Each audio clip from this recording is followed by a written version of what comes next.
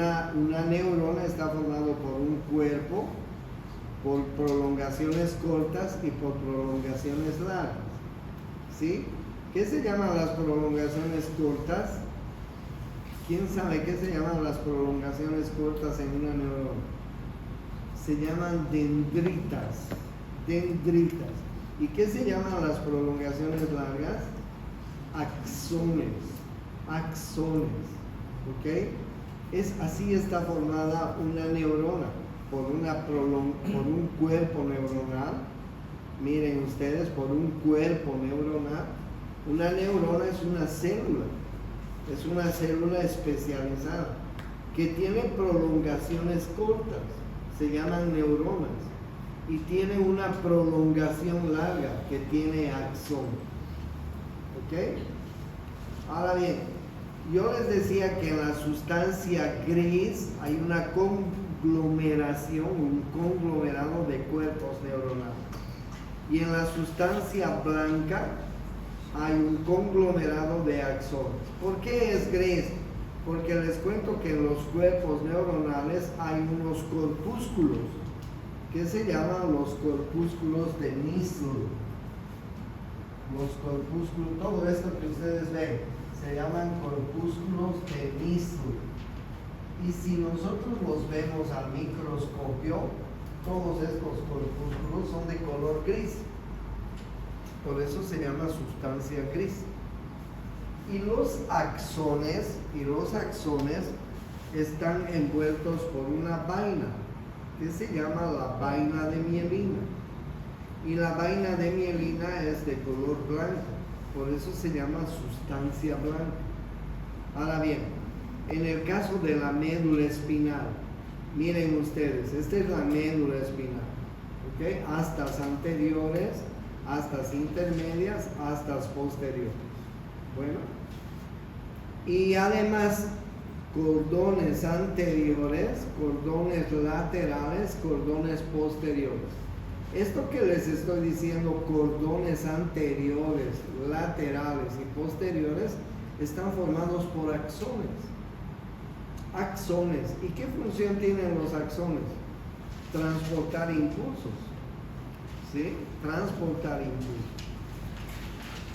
Entonces, en la sustancia gris tenemos cuerpos neuronales, en la corteza cerebral y en los núcleos de la base. Les cuento que el ser humano tiene una corteza cerebral bastante gruesa, entre comillas, mide apenas 3 a 3.5 milímetros de espesor. Y en algunos lados hasta 4 milímetros de espesor. Ustedes saben lo que es un milímetro, ¿no? ¿Qué es un milímetro? Un centímetro se divide en 10 partes y cada una de esas es un milímetro, ¿no es así? Nuestra corteza cerebral mide 3 milímetros, 3.5, hasta 4 milímetros en alguna parte. Pero eso nos produce una inteligencia total.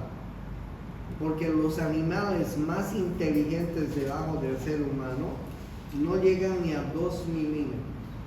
Y hay animales que son súper inteligentes. Los elefantes, los delfines, los monos, los perros, los gatos, son animales muy inteligentes que tienen la corteza cerebral así tan gruesa como, bueno, tienen la corteza cerebral gruesa, pero no tanto como la del ser humano. El ser humano tiene 3 milímetros de espesor. Y de los animales más inteligentes no llega ni siquiera a 2. Por eso que el ser humano es un animal de los seres vivos súper inteligente. ¿Ok? Miren que hemos descubierto los seres humanos muchas cosas en los últimos 50 años y más antes igual, ¿no es cierto? Bien, entonces la corteza cerebral es el lugar donde se procesan los datos, el centro de procesamiento de datos de todo nuestro organismo. Centro de procesamiento de datos. Y les cuento una anécdota más. Mi papá murió de Alzheimer. Y les cuento que el Alzheimer es una enfermedad desgraciadísima. Porque en los últimos días de vida de mi pobre padre, él no se acordaba en qué planeta vivía. No se acordaba en qué país, en qué ciudad, no sabía si este planeta era Marte, Júpiter, Venus. Menos se iba a acordar en qué país, en qué continente, no se acordaba nada. A la única persona que reconocía era a mí, pero pensaba que yo era su hermano mayor, no su hijo. Y entonces era muy difícil porque yo a las 6 de la mañana tenía que irlo a atender y era un bebé más porque le cambiaba los pañales y los pañales estaban como de un bebé mojados, con pipí y con popó. Entonces tenía que cambiar los pañales, limpiarle el potito como un bebé, pero este bebé era un bebé grande y además con barba y pelo blanco. Y de ahí lo llevaba a la ducha. Y en la ducha tenía que bañarlo, pues porque estaba sucio. Y además afeitarlo. ¿Entienden? Bañarlo como un bebé y afeitarlo. Sentaba en una sillita que tenía y lo bañaba. 6 de la mañana. Obviamente que el hombre, el bebé, era un bebé que había aprendido a carajear en la vida y me carajeaba, ¿no? Porque claro, a veces 6 de la mañana estaba todavía medio dormido, pero yo a las 7 tenía que salir a trabajar. Entonces tenía que bañarlo, secarlo, talquearlo, cambiarle pañal, vestirlo y dejarlo listo para que a las 7 menos cuarto el enfermero ya llegaba y lo atendía todo el día, un enfermero. Entonces el enfermero se encargaba de darle el desayuno, el almuerzo, exactamente como un bebé, de hacerlo caminar un poquito. Y el tipo se murió, el pobre hombre se murió así, desconectado totalmente. No reconocía a nadie más en la casa, pese a que había vivido con toda la familia, con la esposa, los hijos, los últimos 25 años de su vida. Y murió así. Bueno, y nosotros íbamos haciéndoles el control de su cerebro periódicamente. Y les cuento que al término de sus últimos días, la corteza cerebral, que era de unos 3.5 milímetros, disminuyó a 2. La corteza cerebral va disminuyendo en la vejez en las personas que hacen enfermedad de Alzheimer, que hacen enfermedades degenerativas de la vejez. Ustedes van a ver que los viejos hacen demencia senil, Alzheimer, etc. Muchas otras enfermedades. Van disminuyendo el grosor y el calibre de su corteza cerebral. ¿Ya? Por eso es que la corteza cerebral es muy importante en el ser humano. ¿Ya? Para que me entiendan. Entonces, bien, en el cerebro está la corteza cerebral y los núcleos de la base. La sustancia gris, la materia gris. ¿Qué significa materia gris? Cuerpos neuronales. Y además hay la sustancia blanca, que ustedes pueden ver en el encéfalo y en la médula espinal. ¿Qué es la sustancia blanca? Axones, que están envueltos por una vaina que se llama vaina de miel. ¿Listo? Hay diferentes tipos de neuronas, miren ustedes. Pero las neuronas se caracterizan por comunicarse entre ellas a través de estas conexiones. ¿Qué se llaman las conexiones por las cuales las neuronas se conectan? Sinapsis. ¿Okay? Ahí tienen un ejemplo de sinapsis. ¿Qué hace una neurona para conectarse con otra? Descarga mediadores químicos. Tenemos muchísimos, casi 150 mediadores químicos han descubierto hasta ahora los científicos. Por ejemplo, la adrenalina es el mediador químico del sistema nervioso simpático. La acetilcolina es el mediador químico del sistema nervioso parasimpático. La dopamina, la serotonina es el sistema nervioso del estado psicoemocional, la serotonina. Ustedes se levantaron de buena leche hoy día, buena serotonina. Se levantaron de mala leche, mala serotonina. Hay personas que que tienen síndrome bipolar.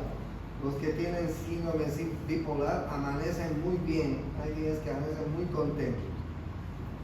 Alta serotonina. Y hay días que amanecen así, sin serotonina. Son gente que cuando amanece aquí, pues pueden suicidarse de la tristeza. Pero hay días que amanecen con tanta serotonina que pues pueden volar porque se sienten súper mal.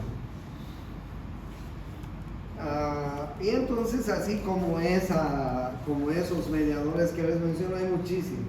Vamos a ir viendo los más importantes en este curso.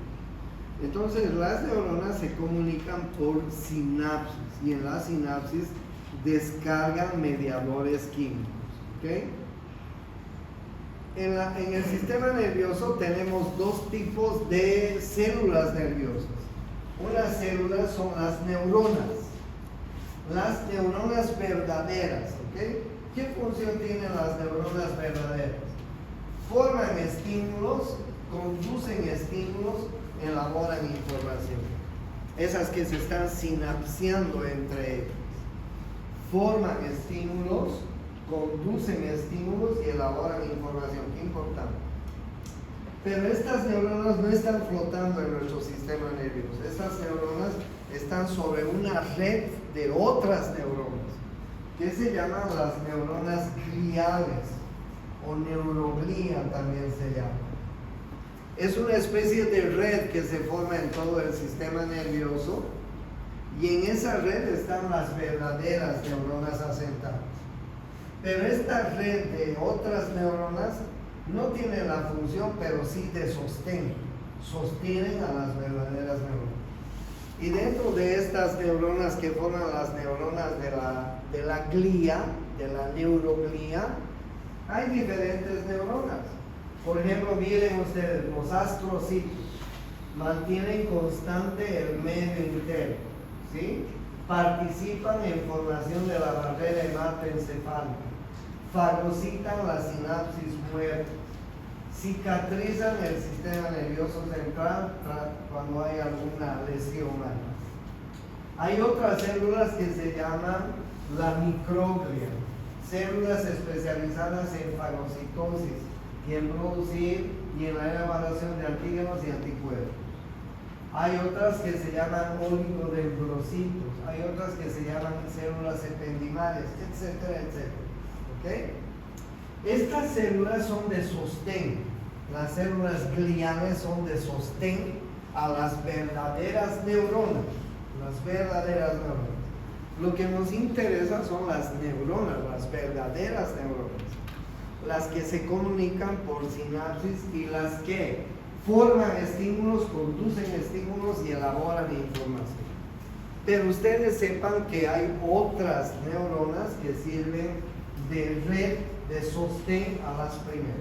¿Okay? Y ahí ustedes están viendo una serie de neuronas, pero que no tienen la misma función que las primeras. Bueno, ¿cuál es la función verdadera del sistema nervioso? Pues esta. Miren, en la periferia tenemos terminaciones nerviosas. Tenemos diferentes terminaciones nerviosas. Tenemos terminaciones nerviosas para el calor, para el frío, para el dolor. ¿Ok? Terminaciones nerviosas que les voy a hablar en la siguiente clase. Y estas terminaciones nerviosas nos hacen percibir diferentes sensaciones.